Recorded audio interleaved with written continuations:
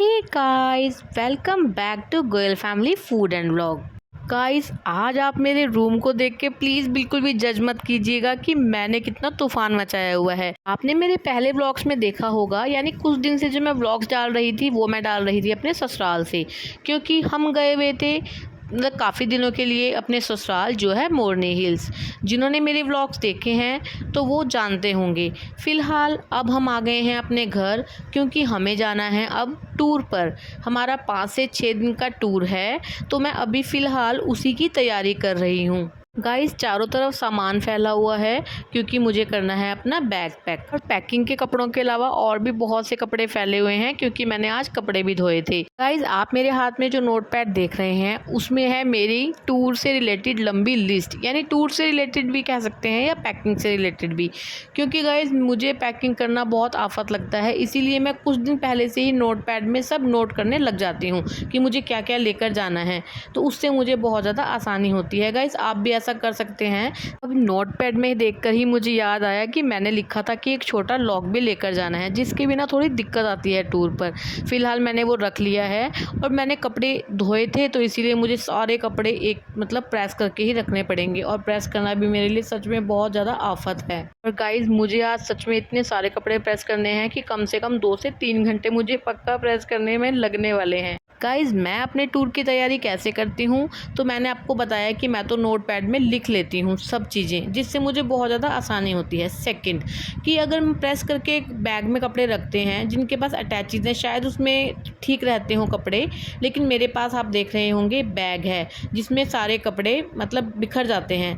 तो उसमें एक तरीका ये है, जैसे आप देख रहे होंगे मुझे करते हुए, प्रेस करके आप बीच में एक पतला गत्ता जैसे फाइल्स के होते हैं या कोई भी पतला गत्ता आप उसमें रख सकते हैं। आप यकीन मानिएगा गाइस, आपके कपड़े टच से मस नहीं होंगे बैग में से।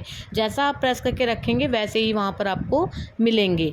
और गाइस, कपड़े को प्रेस करने के बाद बैग में रखने से पहले मैं उसकी मैचिंग की सभी एक्सेसरीज पहले ही बाहर निकाल के रख लेती हूँ, ताकि टूर पर जाने के बाद मुझे वहाँ पर आसानी से मेरी ड्रेस के साथ की एक्सेसरीज मिल जाएं। देखिए, मैंने ये बॉक्स बना लिया है, बस इसमें मैं सारी एक्सेसरीज रखने वाली हूँ। गाइज़, मैं लगातार सारे कपड़ों को प्रेस नहीं कर रही, मैं बीच बीच में ब्रेक भी ले रही हूँ। गाइज़, काफ़ी लोगों के मन में सवाल आएगा कि अगर गत्ता ना हो तो क्या करें, तो आप न्यूज़पेपर के 2 और 3 फोल्ड करके वो भी आप कपड़ों के बीच में रख सकते हैं। मैं लगी हुई हूँ अपनी पैकिंग के काम में, और बेटा फटाफट से अपना होमवर्क कंप्लीट करने में लगा हुआ है, क्योंकि वो जानता है कि 1 वीक तक तो वो कोई भी अपना काम नहीं कर पाएगा। और देखिए, मेरा बेटा सच में शरारत करने का तो कोई मौका नहीं छोड़ता, लेकिन शरारती के साथ साथ वो बहुत समझदार भी है। उसको पता है कि आज मम्मा के पास बिल्कुल भी टाइम नहीं है, क्योंकि गाइज आज में ही पैकिंग करनी है और आज रात को ही निकलना है हमें टूर के लिए। तो बेटे ने बोला, बस आप अपने काम में लगे रहो मम्मा, मैं बहुत अच्छा टेस्टी वाला नींबू पानी आपके लिए बना कर लाता हूँ। चलिए, फिलहाल मैंने अपने और बेटे के तो सभी कपड़े प्रेस करके बैग में लगा दिए हैं, बस रह गए हैं हस्बैंड के कपड़े। चलिए, पैकिंग तो मेरी ऑलमोस्ट हो गई है। और गाइज, इस वक्त मेरे पास टाइम बहुत कम है, लेकिन मुझे अपनी फेस और हेयर केयर ज़रूर करनी है।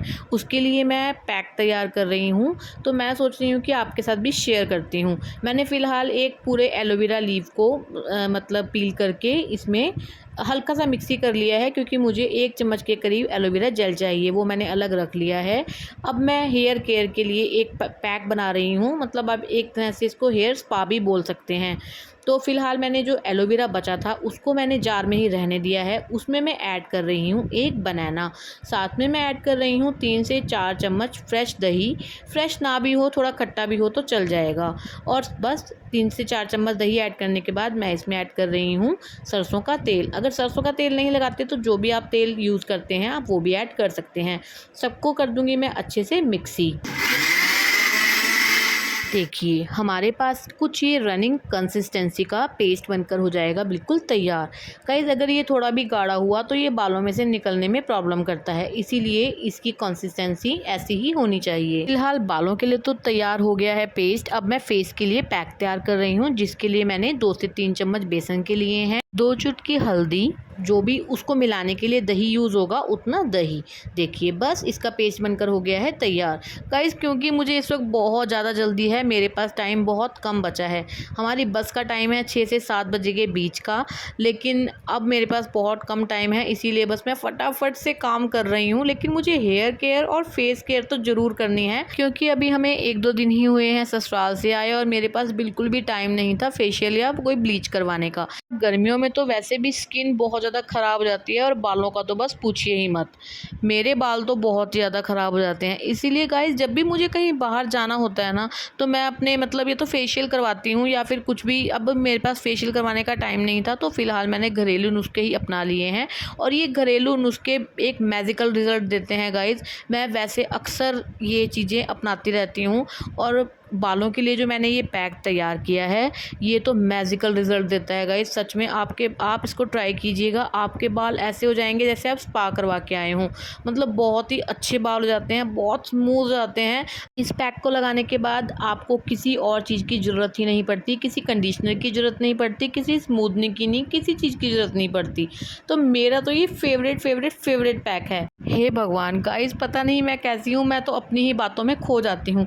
मैंने आपको ये तो बताया ही नहीं कि इसको कैसे अप्लाई करना है और कितनी देर रखना है। फिलहाल आज मेरे पास जितना टाइम होगा बस मैं उतनी ही देर इसको रख पाऊंगी। अदरवाइज आप इस पैक को सारे बालों पर अच्छे से अप्लाई करके 1 घंटा रख सकते हैं और ये कुछ ही देर में बालों के अंदर सूखने लग जाता है। मतलब टपकने का इसका कोई ज़्यादा खतरा होता नहीं है।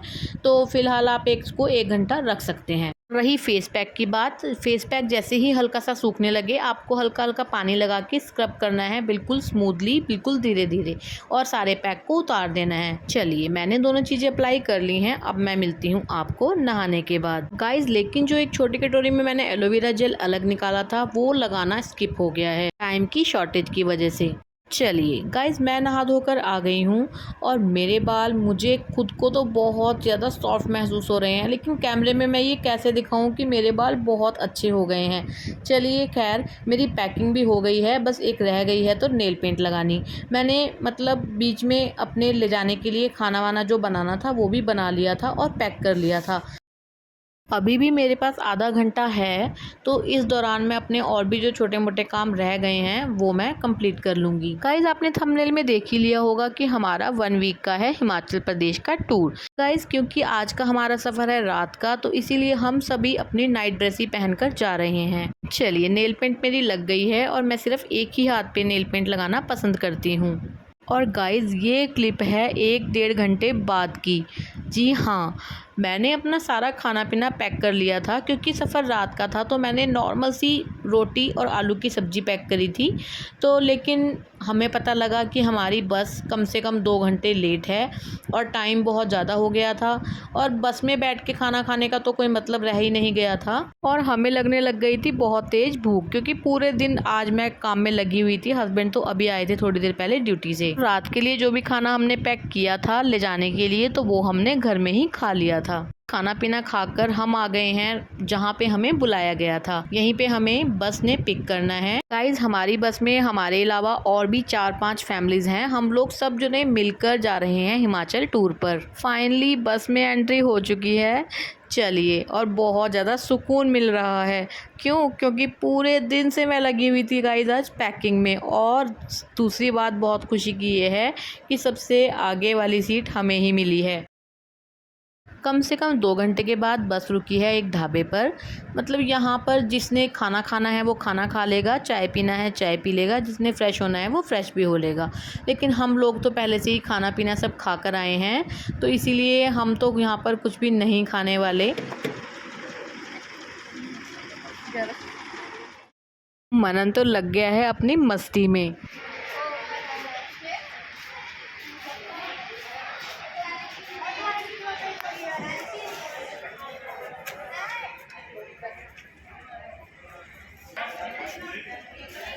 चलिए गाइस, अब मैं अपने ब्लॉग का एंड करती हूँ। आपको मेरा ये ब्लॉग कैसा लगा आपको मुझे कमेंट करके ज़रूर बताना है। और गाइस फ़िलहाल तो हम रास्ते में हैं, अभी किसी डेस्टिनेशन पे हम नहीं पहुँचे हैं और वो ब्लॉग्स तो अभी आगे आने वाले हैं। फ़िलहाल सबने खाना पीना खा लिया है और दोबारा बैठ गए हैं सभी बस में।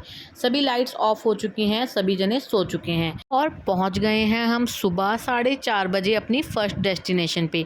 ये डेस्टिनेशन कौन सी है वो मैं आपको नेक्स्ट ब्लॉग में बताऊंगी। तब तक के लिए good bye and take care. अगर आपको मेरी वीडियोस थोड़ी सी भी अच्छी लगती हैं तो प्लीज़ वीडियो को लाइक किया कीजिए, चैनल को सब्सक्राइब करना बिल्कुल भी मत भूलिएगा। प्यारी सो गई।